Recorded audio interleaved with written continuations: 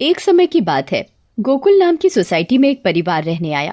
वो लोग उस सोसाइटी में नए नए ही आए थे। उस परिवार में राहुल, सविता और उनका 10 साल का एक बेटा भाविक रहता था। जैसे ही भाविक सोसाइटी के गेट के बाहर तक पहुंचता है, तभी से ही अपने सवाल जवाब शुरू कर देता है।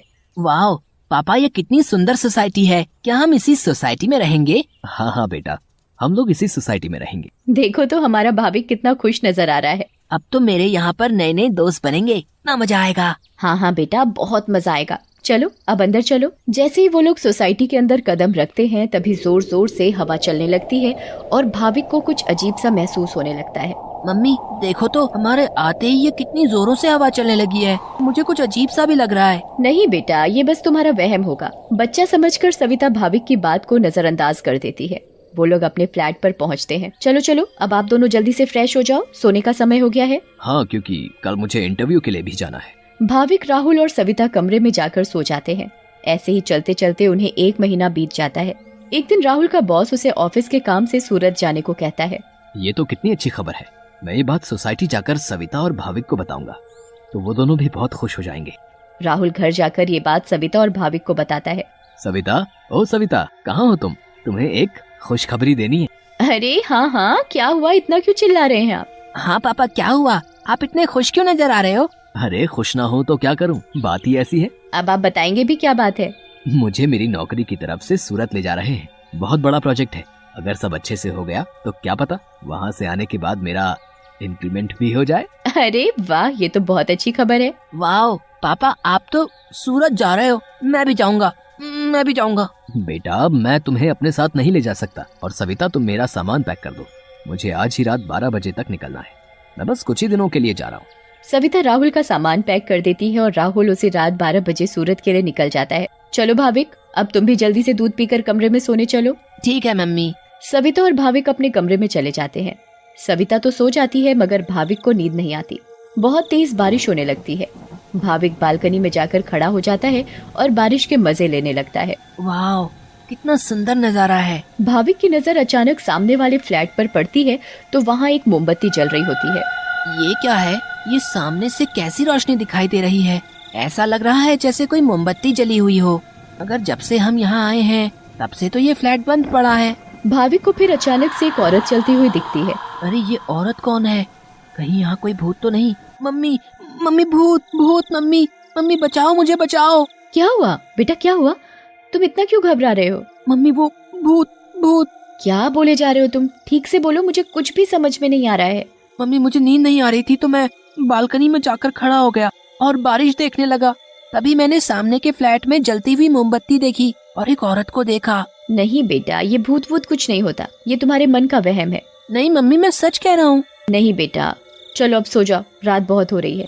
नहीं, मैं आपको लेकर जाता हूँ। अच्छा चलो, दिखाओ कहाँ है भूत। फिर भाविक सविता को बाहर लेकर जाता है। कहाँ है भूत? मुझे तो कहीं कोई नहीं दिख रहा। मम्मी देखो, वहाँ पर देखो, वो सामने वाले फ्लैट में। अरे बेटा, कुछ भी नहीं है वहाँ पर। नहीं मम्मी, मैं झूठ नहीं बोल रहा। अच्छा ठीक है ठीक है, चलो अब जल्दी कमरे में जाओ और सो जाओ। फिर वो दोनों कमरे में जाकर सो जाते हैं। भाविक, अब तुम्हें डरने की कोई जरूरत नहीं है। मैं तुम्हारे साथ सो रही हूँ ना, अब तुम आराम से सो जाओ। अगली सुबह भाविक सोसाइटी के दूसरे बच्चों से मिलता है। तुम सबके नाम क्या है? मेरा नाम पिंकू है। मेरा नाम सोनू है। और मेरा नाम गोली है। सारे बच्चे मिलकर पूरा दिन खूब मस्ती करते हैं। फिर रात में सारी औरतें सोसाइटी कंपाउंड में बातें करती हैं। तभी सविता रात की बात सारी औरतों को बताती है। दूसरी ओर भाविक और उसके सारे दोस्त लुका छुपी खेल रहे होते हैं। पिंकू गिनती करना शुरू कर देता है। तभी सारे बच्चे इधर उधर छिप जाते हैं, मगर भाविक खेल खेल में अपने फ्लैट के सामने वाले फ्लैट के दरवाजे तक पहुंच जाता है। उसे ये पता नहीं होता कि ये वही फ्लैट है जिसमें कल रात उसने एक औरत को जलती हुई मोमबत्ती के साथ देखा था। अरे ये दरवाजा तो खुला हुआ है और यहाँ तो कितनी सारी लाइटें हैं। चलो अब मैं जल्दी से इस घर में छिप जाता हूँ ताकि मुझे कोई ढूंढ ही ना पाए। वो जगह ठीक है, मैं उस कमरे में जाकर छिप जाता हूँ। भाविक जैसे ही उस फ्लैट के कमरे की ओर जाने लगता है, वैसे ही बाहर की सारी लाइट्स लुप लुप होने लगती हैं। ये क्या हो रहा है यहाँ पर? अचानक ये लाइटें लुप लुप कैसे होने लगी? भाविक इधर उधर देखने लगता है। तभी भाविक की नजर दरवाजे के ऊपर पड़ती है। ये दरवाजे के ऊपर क्या लिखा हुआ है? भूत! मम्मी, मम्मी बचाओ, बचाओ! भाविक चिल्लाते हुए सोसाइटी कंपाउंड में जा पहुंचता है। अरे ये आवाज तो भाविक की लग रही है। ये तो भाविक की आवाज है। भाविक की आवाज सुनकर सारी औरतें और आदमी कंपाउंड में जमा हो जाते हैं। तभी वो देखते हैं कि सामने से भाविक भागते भागते चला आ रहा है।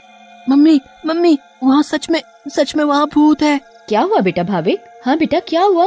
तुम इतने घबराए हुए क्यों लग रहे हो? हाँ बेटा कुछ तो बताओ। कहीं तुमने फिर से सामने वाले फ्लैट में भूत तो नहीं देख लिया? भूत? भूत? कहाँ है भूत? मैं छुपने के लिए एक फ्लैट में चला गया क्योंकि उसका दरवाजा खुला हुआ था। मैंने वहाँ लिखा देखा क्या लिखा देखा और कहाँ देखा? कि यहाँ से चले जाओ वरना मैं तुम्हें मार दूंगी।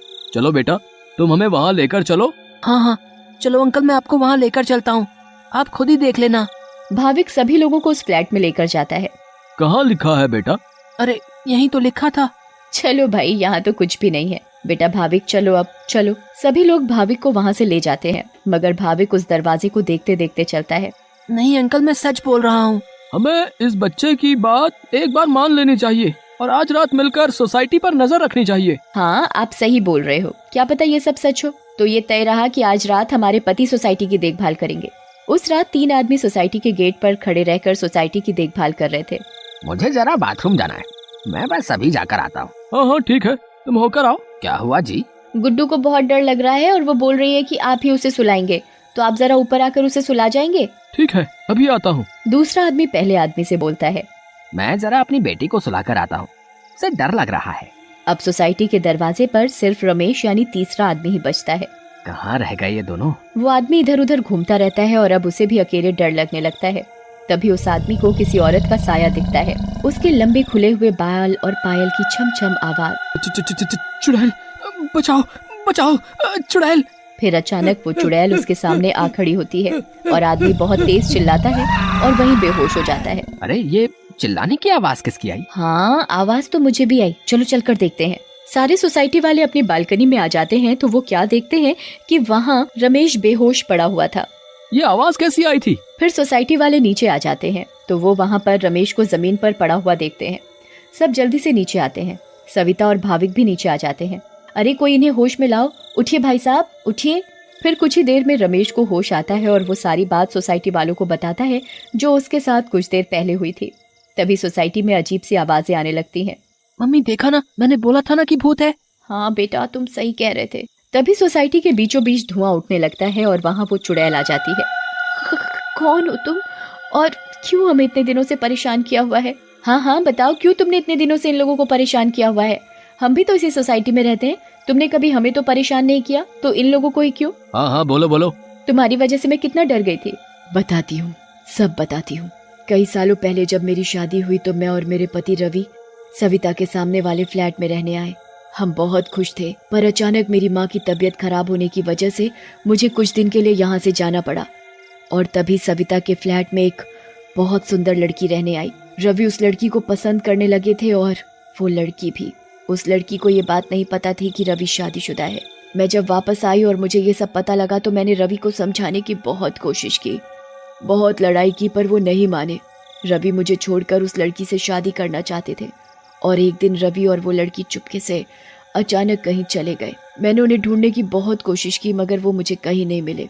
और एक दिन मैंने उन दोनों को बाजार में साथ देखा। उन दोनों ने शादी कर ली थी। मैं भागते हुए घर आई और ये बात मुझसे बर्दाश्त नहीं हुई और उसी रात मैंने फ्लैट से कूदकर अपनी जान दे दी। और उस दिन से इस फ्लैट में किसी को रहने नहीं देती, जिसमें सविता और उसका परिवार रहता है। हमें बहुत दुख हुआ सुनकर जो भी तुम्हारे साथ हुआ, पर इसमें मेरे और मेरे परिवार का क्या कसूर है? हाँ आंटी, आप तो अच्छी आंटी हो, ऐसे कैसे कर सकती हो? चुड़ैल भाविक की मासूमियत देखकर पिघल जाती है। ठीक है, अब मैं तुम लोगों को कभी परेशान नहीं करूंगी। ऐसा कहते ही वो चुड़ैल हवा में गायब हो जाती